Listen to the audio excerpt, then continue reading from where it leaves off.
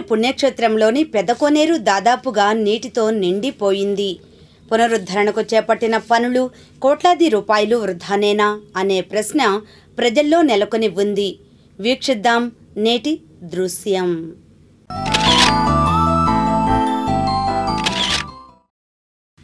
రాష్ట్ర స్థాయిలోనే మంగళగిరి పుణ్యక్షేత్రానికి ఓ గుర్తింపు ఉంది.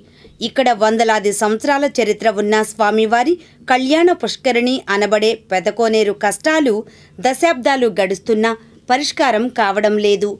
పట్టణ నడిబొడ్డున ఉన్న ఈ పెదకోనేరు చుట్టూ ఉన్న గోడలు, మెట్లు శిథిలావస్థకు చేరాయి.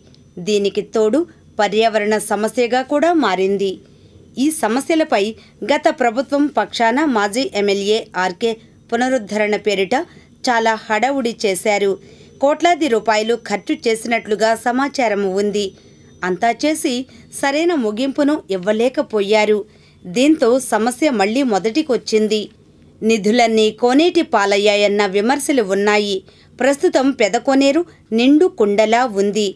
ఈ కోనేటిపై పాలకులు, అధికారులు దృష్టి పెట్టకపోతే ఏదైనా ప్రమాదం కూడా సంభవించే అవకాశాలు ఉన్నాయి. జిల్లా కలెక్టర్, ఆలయ అధికారులు ఈ సమస్యపై సమగ్ర నివేదికను మంత్రి లోకేష్కు అందజేస్తే ఫలితం ఉండొచ్చు.